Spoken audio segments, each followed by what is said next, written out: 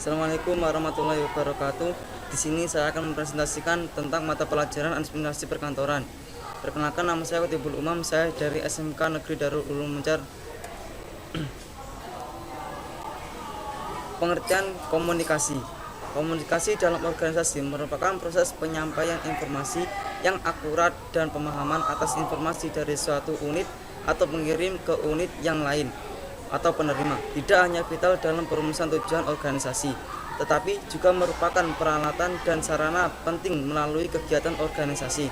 Komunikasi adalah alat pengalian informasi dari komunikator kepada komunikasi agar antara mereka dapat interaksi.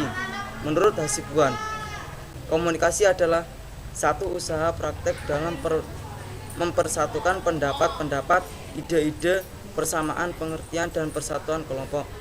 Aktivitas komunikasi memiliki ruang lingkup yang sangat luas. Apabila kajian komunikasi dihubungkan dengan organisasi, timbul suatu kajian tentang komunikasi organisasi. Organisasi merupakan salah konteks penting dalam komunikasi. Fungsi komunikasi. Yang pertama yaitu pengendalian. Fungsi komunikasi ini untuk mengendalikan perilaku anggota dengan beberapa cara. Setiap organisasi mempunyai wewenang dan garis panduan formal yang harus dipatuhi oleh pegawai. Bila pegawai misalnya diminta untuk terlihat dahulu mengomunikasikan setiap keluhan yang berkaitan dengan pekerjaan ke atasan langsungnya, sesuai dengan uraian tugasnya atau sesuai dengan kebijakan perusahaan, komunikasi itu menjalankan fungsi pengendalian. Namun komunikasi informal juga mengendalikan perilaku.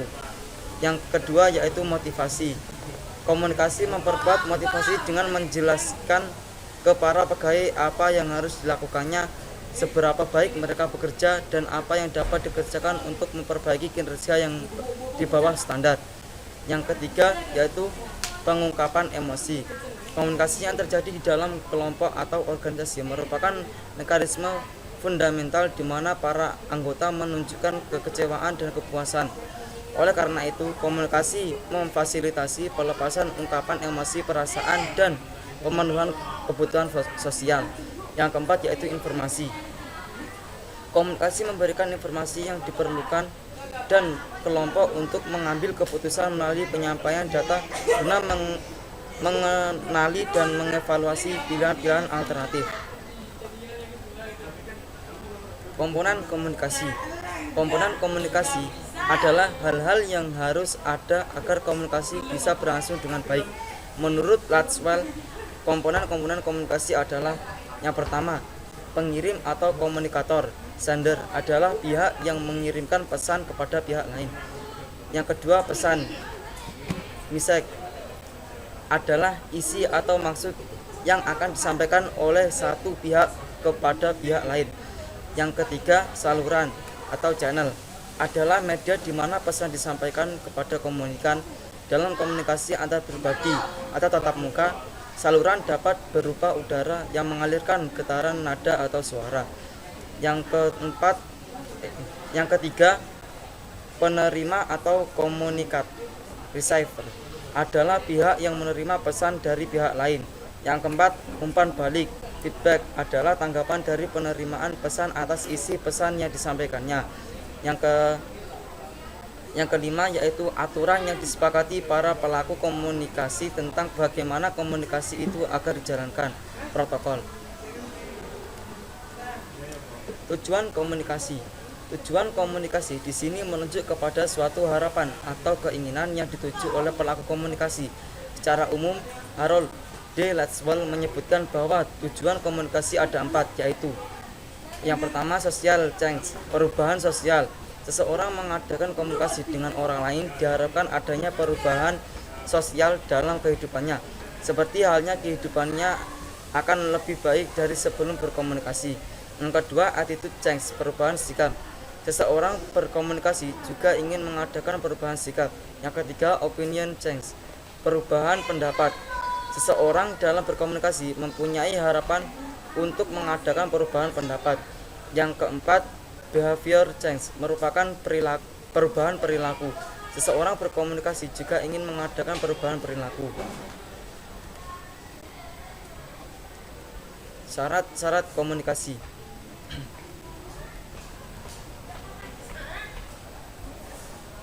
Dalam berkomunikasi diperlukan syarat-syarat tertentu dalam penggunaannya. Syarat-syarat komunikasi adalah sebagai berikut. Yang pertama, source, sumber. Source adalah dasar dalam penyampaian pesan dalam rangka memperkuat pesan itu sendiri. Sumber komunikasi adalah orang, lembaga, buku, dan lain-lain.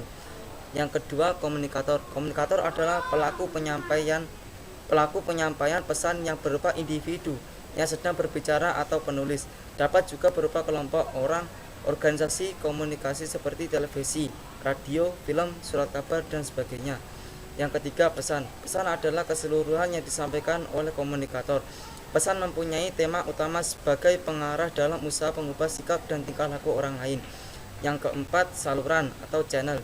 Saluran adalah komunikator yang digunakan untuk menyampaikan pesan. Saluran komunikasi berupa saluran formal atau resmi dan saluran informal tidak resmi. Saluran formal adalah saluran yang mengikuti garis wewenang dari suatu organisasi, seperti komunikasi antara pimpinan dan bawahannya. Sedangkan saluran informal adalah saluran yang berupa desas-desus, kabar burung, dan kabar angin. Yang kelima yaitu komunikan. Komunikan adalah penerima pesan dalam komunikasi yang berupa individu, kelompok, dan massa. Yang keenam, efek atau hasil. Efek adalah hasil akhir dari suatu komunikasi dengan bentuk terjadinya perubahan sikap dan perilaku komunikan. Perubahan itu bisa sesuai keinginan atau tidak sesuai dengan keinginan komunikator.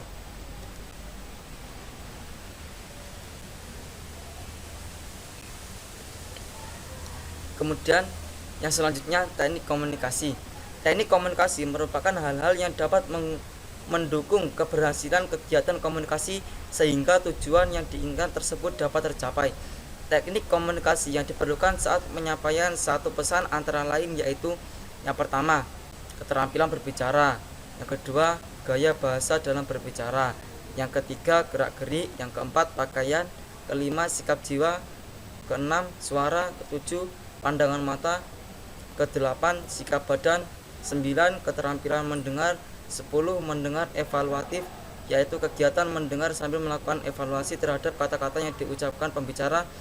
Yang ke-11, mendengar proyektif, yaitu memproyeksi diri pendengar ke alam pikiran pembicara merupakan cara mendengar secara proyektif. Ke-13, keterampilan menulis. Ke-14, keterampilan membaca. Yang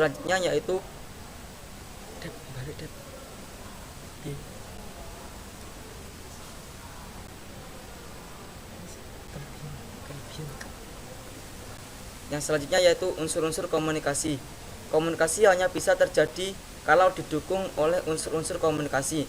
Unsur-unsur komunikasi yaitu: yang pertama, komunikator atau pengirim, sender atau sumber atau source. Yang kedua, pesan. Yang ketiga, saluran atau media komunikasi. Yang keempat, penerima pesan, receiver atau komunikan. Yang kelima, umpan balik atau feedback. Yang keenam, pengaruh atau efek. Sekian dari saya. Apabila ada kata-kata yang kurang berkenan di hati Anda, semoga dimaafkan. Sekian dan terima kasih. Wassalamualaikum warahmatullahi wabarakatuh.